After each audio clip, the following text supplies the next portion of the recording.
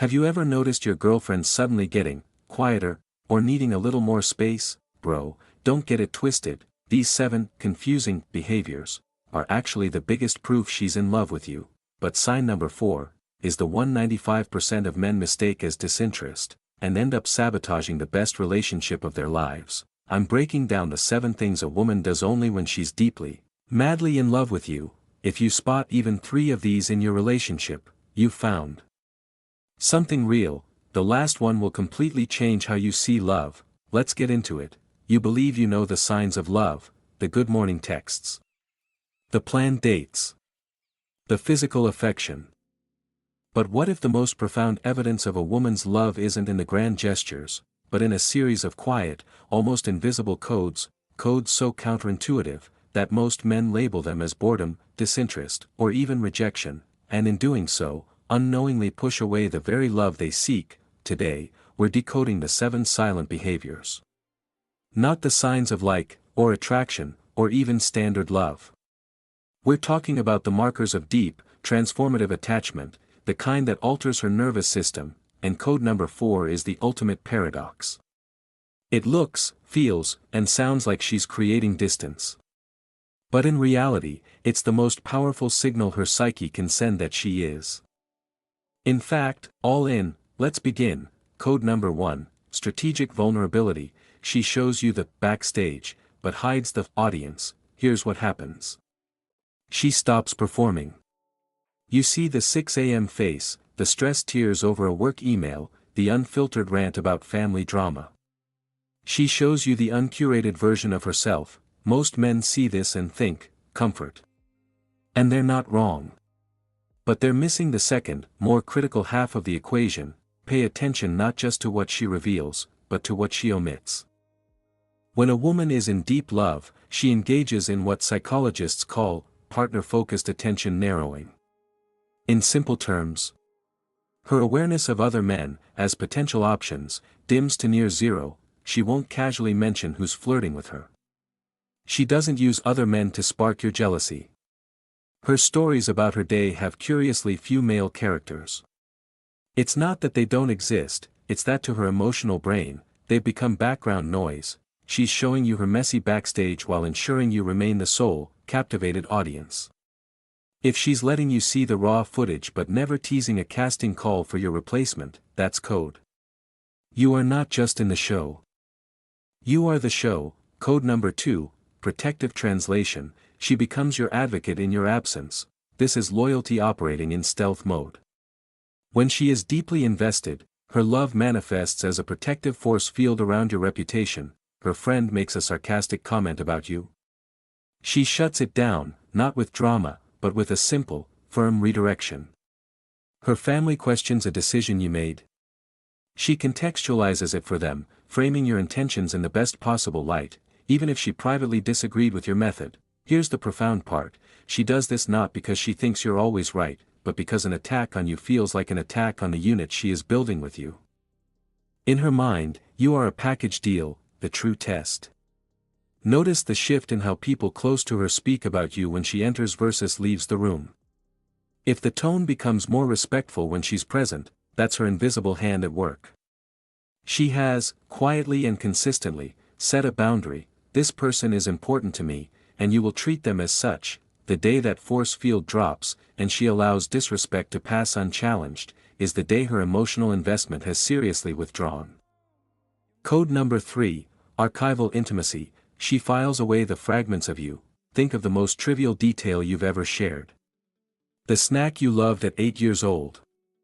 That minor project at work you mentioned once in passing.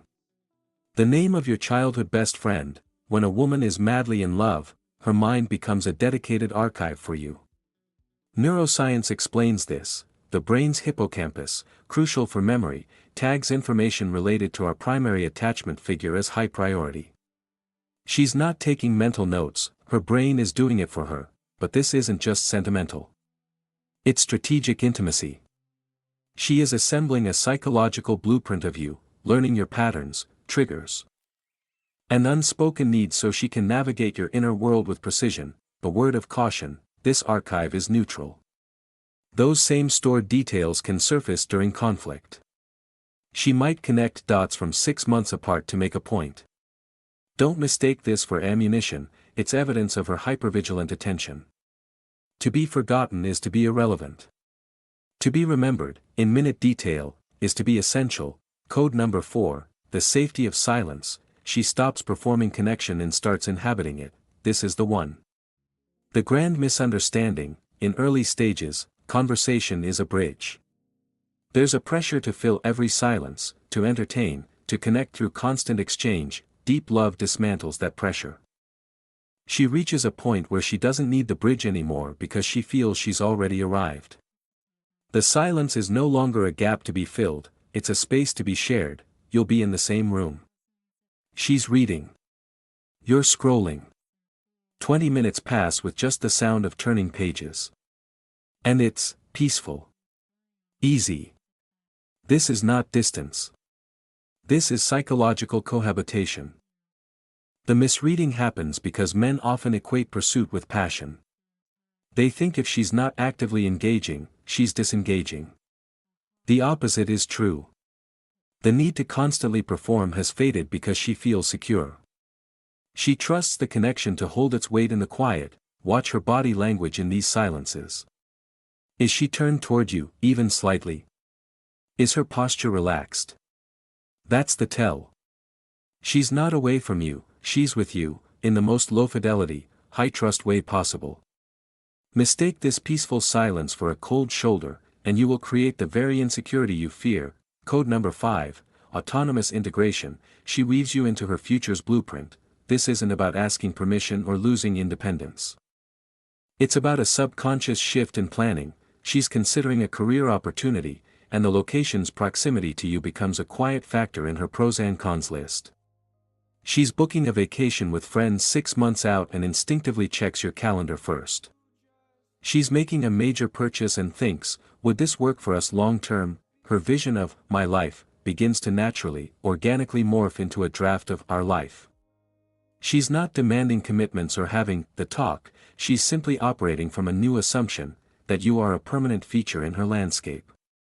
This is the highest form of flattery. You have become a variable in her life's equation. Code number 6, resolution-seeking conflict. She fights for the us. Not against you. All couples disagree. But the quality of conflict transforms with deep love. Early on, fights can be about winning, proving a point, or asserting individuality. Deep love reframes the goal. The fight is no longer you versus her. It becomes the problem versus the relationship. You'll notice key shifts. She's more likely to use we statements. She'll circle back to resolve tension even when it's uncomfortable. She may stay remarkably calm because the prospect of rupturing the bond is more frightening than the issue at hand. She's fighting for the relationship's integrity, not to defeat you. This is the conflict style of someone invested in the long game. If she's still engaging, but the goalposts have moved from I need you to see you're wrong to I need us to get through this, she's fighting for you. Code number 7, emotional mirroring. Your joys and sorrows resonate in her nervous system. This is the final, undeniable code. When a woman loves you deeply, your emotional experiences trigger a mirror response in her own physiology. You achieve a meaningful goal, and her celebration is visceral, unforced. She feels a surge of pride that isn't about her. Conversely, you experience a loss or failure, and a genuine shadow passes over her. She's not just sympathizing, she's co-feeling. This goes beyond being supportive. It's a form of psychological entanglement. Your wins feel like shared wins because her brain's reward centers light up for you. Your setbacks require shared recovery because your pain registers in her emotional circuitry. She experiences your life as an extension of her own emotional world. That is the ultimate silent code. She has given your inner life a home in hers. If you recognize these codes, the strategic vulnerability, the silent advocacy, the archival mind, the safe silence, the integrated future, the resolution-seeking fights, the mirrored heart, understand this: you are not being tolerated. You are not being managed. You are being loved on a cellular, psychological level. Most people will never translate these behaviors correctly. They will see silence as neglect and protective fights as aggression, and they will walk away from a love designed for the long haul. Don't be one of them. See the codes for what they are. And build something rare. If this reframe resonated with you, tell me in the comments, which code gave you the most profound aha moment.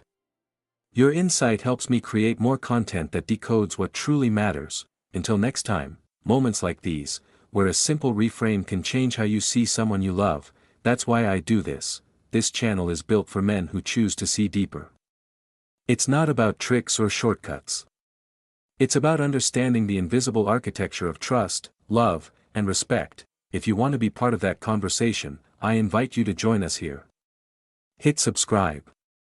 It's a quiet community of learners, thinkers, and builders. Ring the bell if you don't want to miss what's coming. Because what we explore next goes beyond love, into the psychology of lasting impact.